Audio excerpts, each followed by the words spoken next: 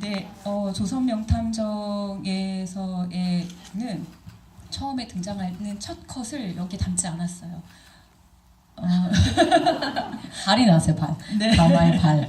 발이 나왔어요. 되게 고혹적인 발이 이렇게 나왔었는데요.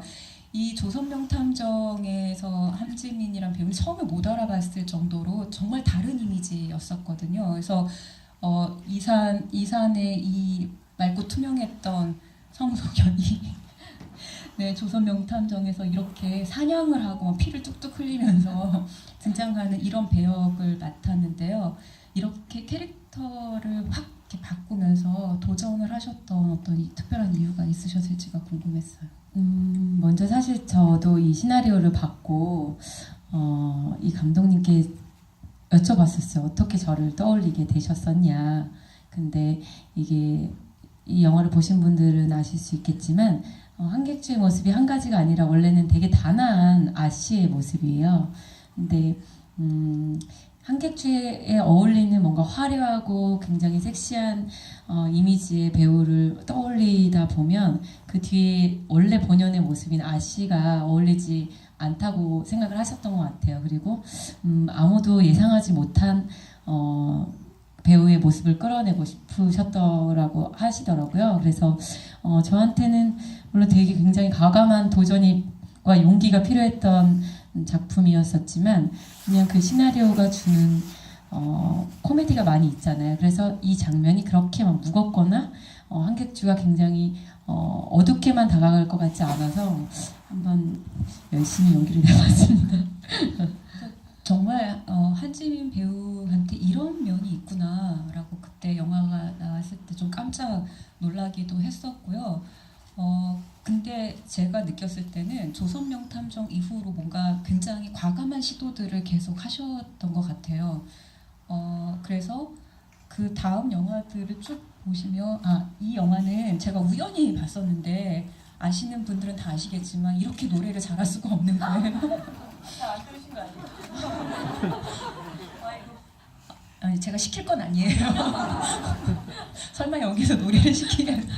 그런 건 아닌데 생각보다 노래를 너무 잘하시고 로맨틱 코미디도 굉장히 잘 어울려서 그냥 한 컷 넣어봤고요. 이 영화에서 조금 더 놀랬던 것 같아요. 영린이라는 영화에서 정순항우 역할을 하셨는데 또 재밌게도 이산에서는 성송현 역할이었었고 그때 당시에 정순항우 역할이 김여진 선배님. 네, 맞아요. 네. 근데 전혀 다른 역할로 또 이 역할을 하셨는데요.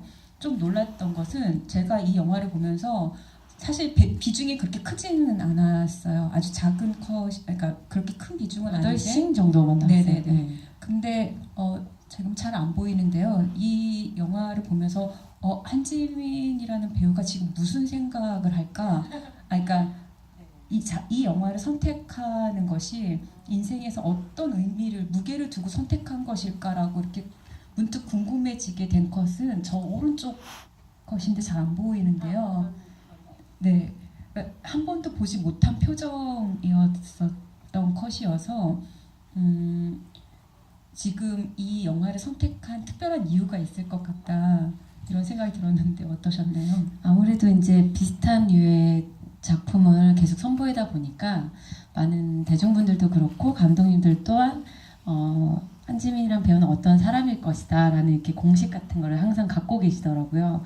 근데 그냥 초반에는 열심히 나한테 주어진 것만 연기를 했다면 조선명탐정 같은 경우 뭔가 새로운 데 있어서 내가 뭔가를 찾고 나도 모르는 얼굴을 발견해내고 그 캐릭터를 만들어가는 재미가 있는 거예요.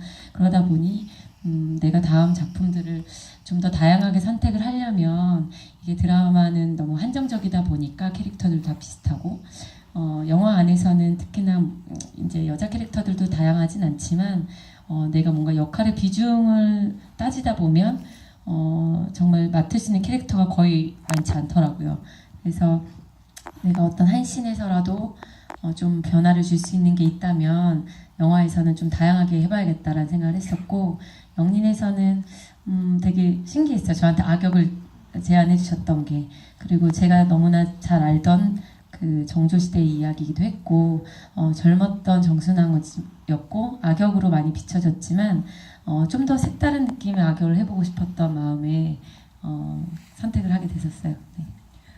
악역이 되게 잘 어울리셨어요. 악역이 잘 어울리는데 근데 뭔가 슬퍼 보여는.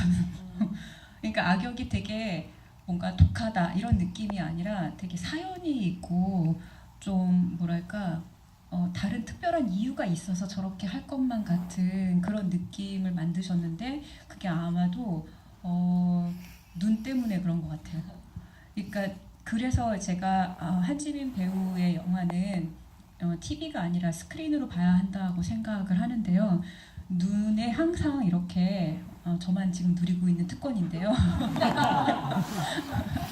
눈이 항상 이렇게 눈물이 있는 것처럼 촉촉하고 항상 물기가 있으세요. 그래서 잘 울기도 하지만 항상 눈에 눈물이 있으셔서 이렇게 어느 각도에서 카메라를 비추냐에 따라서 항상 눈이 반짝반짝이고 눈물이 보이는 그런 배우이신 것 같아요. 근데 제가 너무 했나요?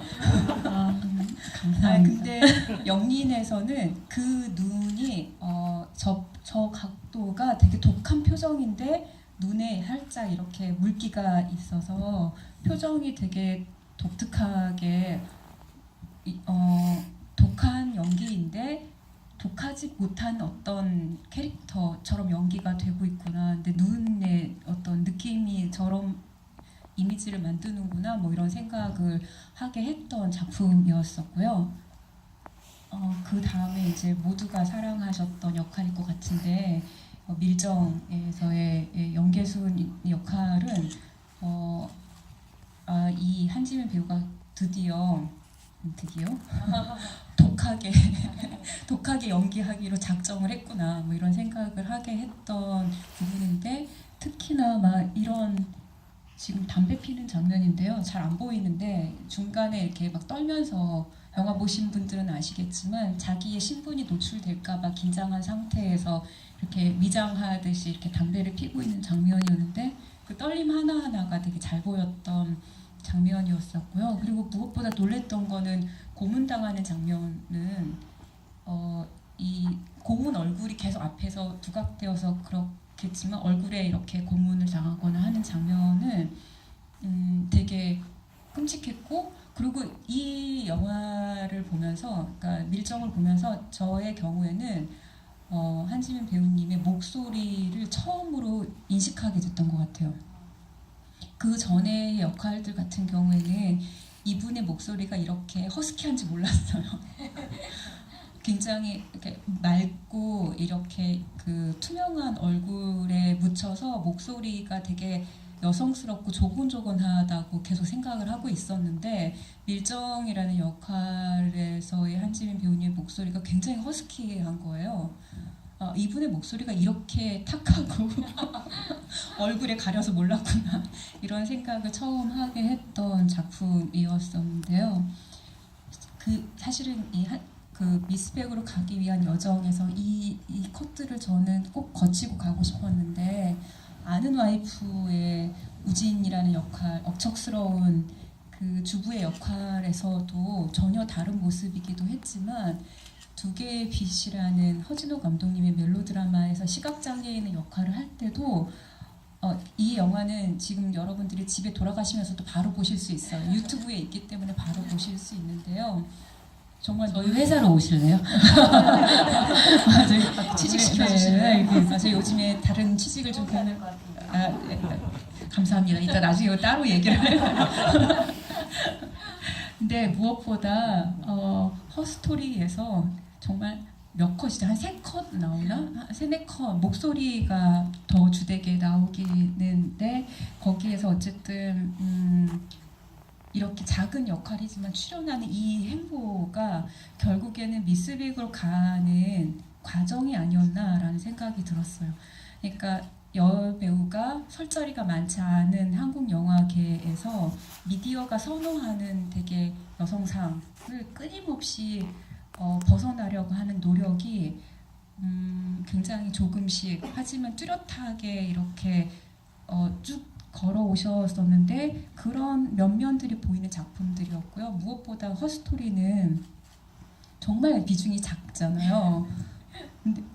근데 단역 수준의 작은 역할이어서 한지민인지조차도 모를 수 있는 그런 역할인데도 출연을 하셨던 이유가 있었을 것 같아요. 그러니까 허스토리는 위안부 할머니들을 다룬 이야기예요. 근데 제가 경성 스캔들을 촬영을 했을 때 경성 스캔들 팬분들께서 위안부 할머니들을 위해서 모금을 하고 그걸 기부를 하셨었거든요. 그때부터 지금까지 쭉. 근데 그때 처음으로 놀랐어요. 아, 팬분들이 이렇게 마음을 모아서 그런 일을 할 수 있구나. 그래서 저도 그때 동참을 했었는데 꾸준히 관심은 항상 있었던 것 같아요. 아무래도 그 시대에 연기를 많이 하다 보니까.